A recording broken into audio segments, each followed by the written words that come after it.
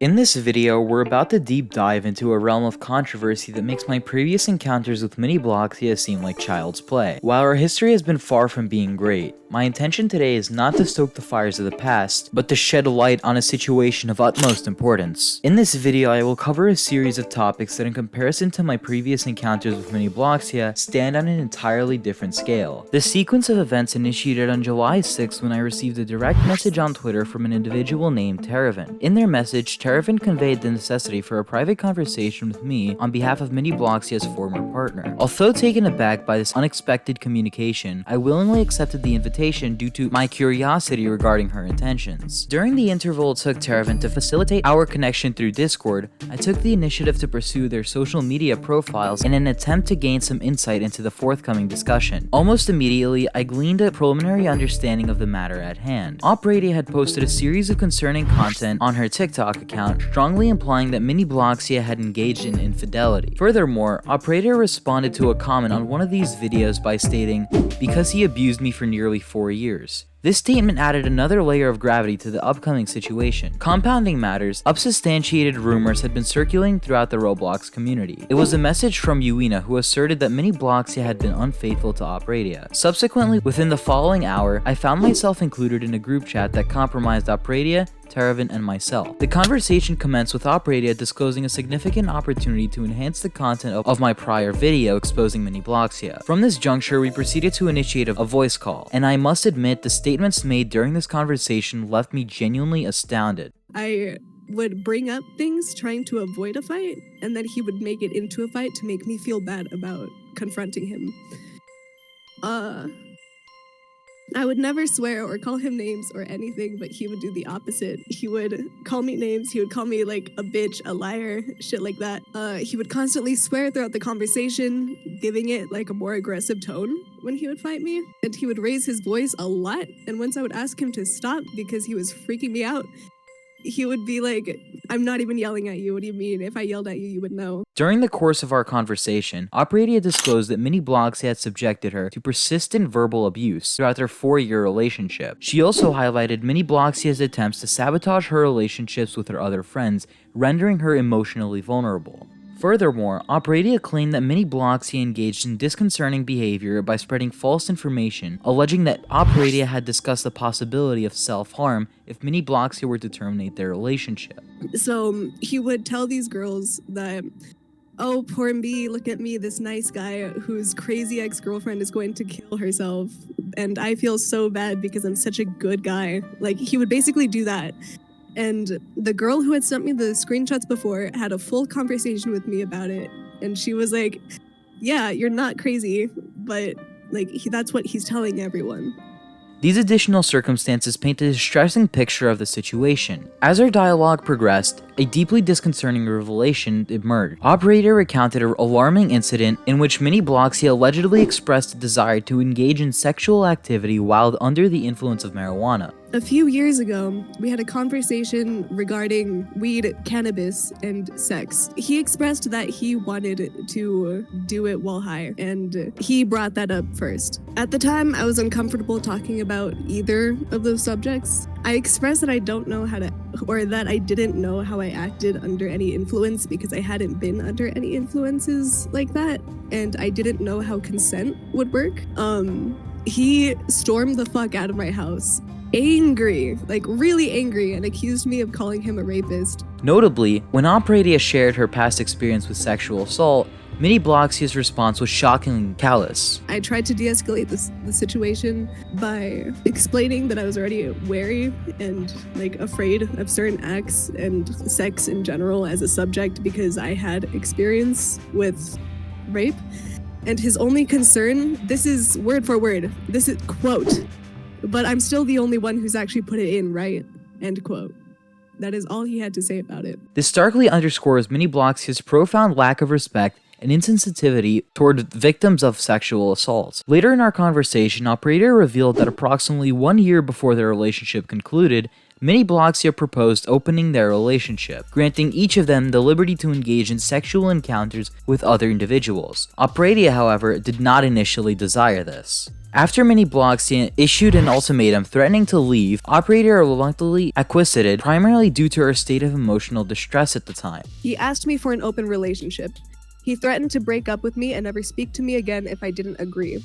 At this time, I felt desperate and stuck, so I agreed. As soon as I agreed, he instantly had another girl to have sex with. Even, it was really suspiciously fast, because anyone with standards isn't going to get picked up in 2 hours. Obviously, he was already doing some sketch shit before I gave him the green light. At first, he talked about how the experience was horrible, and that he's crazy for even wanting anyone but me. But once I explicitly asked him to stop doing that and to stay loyal, he blew up on me and told me that I wasn't sane enough to put up with it.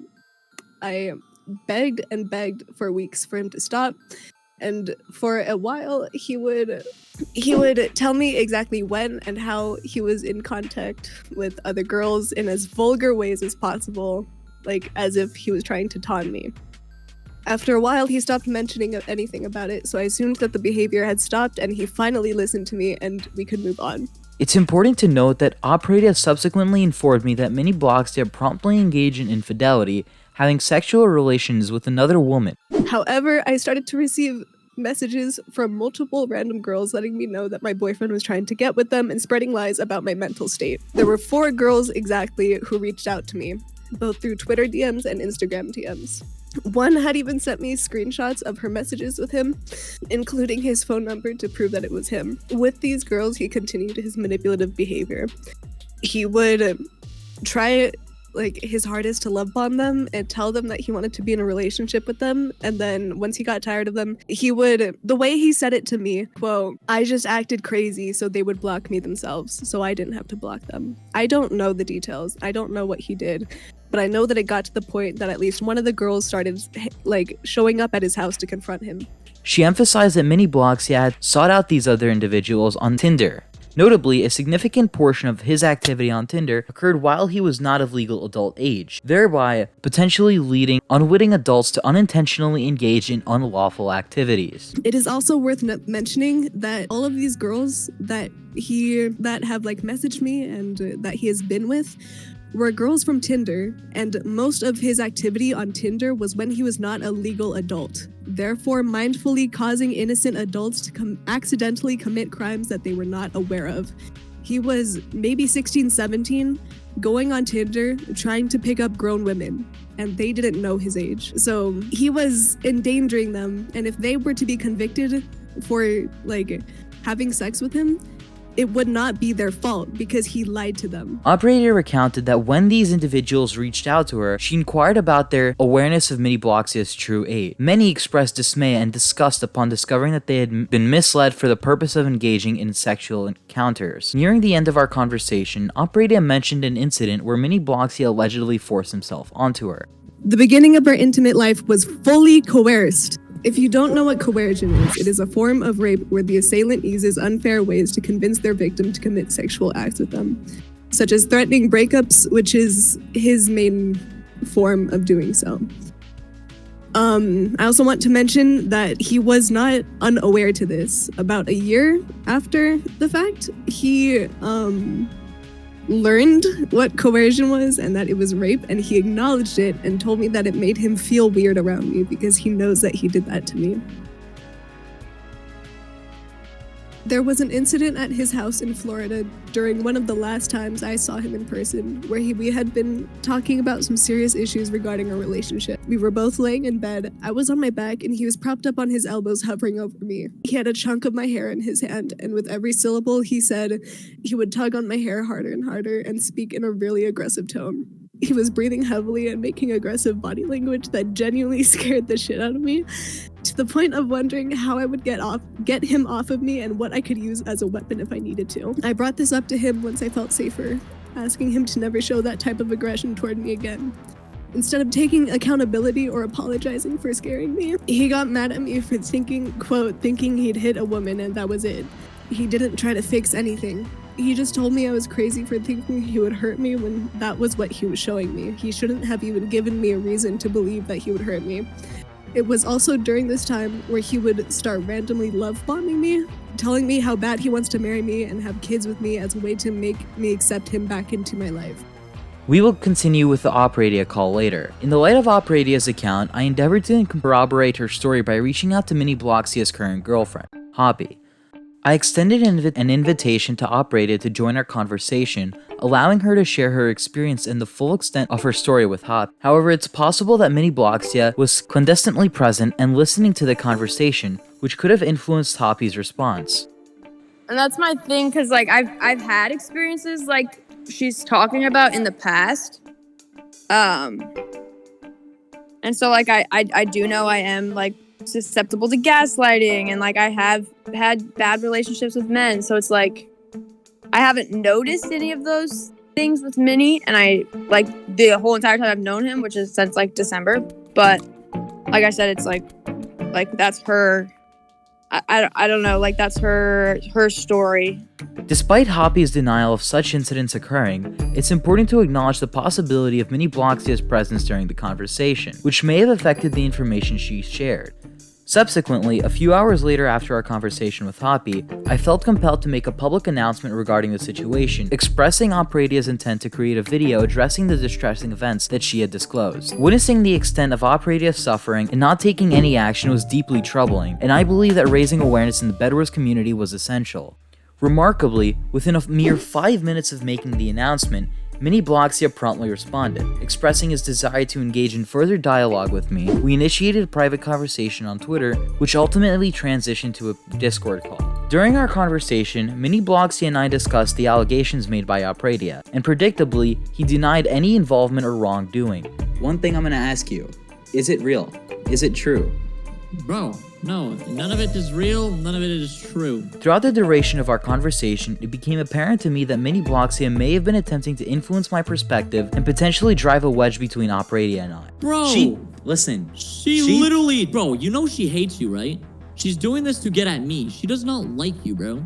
There's not a single scenario on the planet where she ever will have respect for you. He employed tactics such as suggesting that Opradea did not hold genuine regard for me, which may have been an attempt to undermine my trust in her. I diligently brought up each point raised by Opradea during our conversation, and Minibloxia consistently responded with denials, refuting any allegations or claims made against him. It was a challenging dialogue, given our history together, and it eventually led to a conversation about her past. Minibloxia began flexing how much revenue he generated off of the video, and how happy he was while eating a burrito. Your whole video is already debunked. Of course she's not going to use that stuff against me, bro.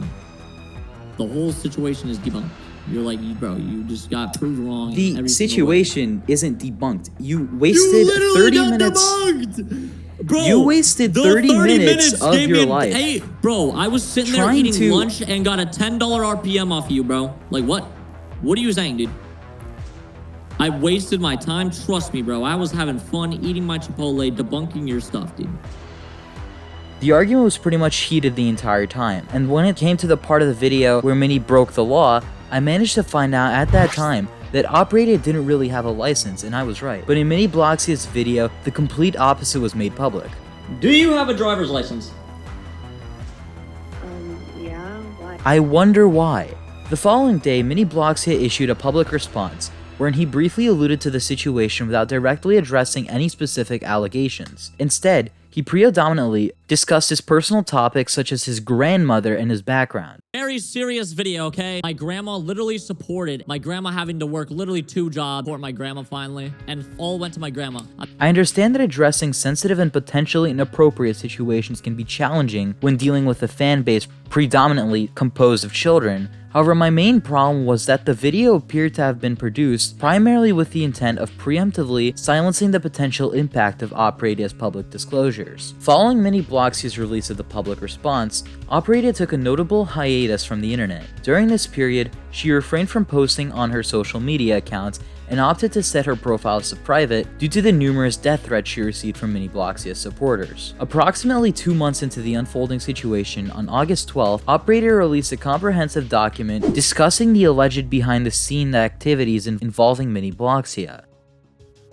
One of the most prominent revelations in Opradea's document pertained to a situation she personally observed, the creation of a group chat known as IKT. According to Opradea, this group chat featured 4 prominent figures within the Bedwars community, namely Minibloxia, Foltyn, Tapwater. Within this group chat, it was alleged that they boasted about their multiple ongoing relationships with women. He had a group chat with the rest of his friend group, including Project Supreme, Tapwater, and Foltyn, etc. There's more, but not very significant ones, where they would consistently brag about the girls they were sleeping with, all while being in committed relationships, each of them.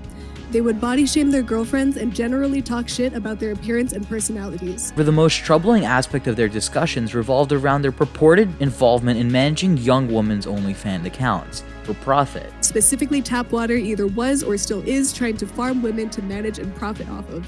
All the men in this group chat would find girls, try to take them on trips to gain their trust and show them what luxuries they would have by staying, and then they would try to manage their OnlyFans or they would dump them. These are subjects that have been openly and comfortably talked to me about by both Mini and overheard by Tapwater. In these conversations, it was claimed that they would attempt to gain the trust of those individuals by taking them onto trips, showcasing them their luxuries they could experience by associating with them.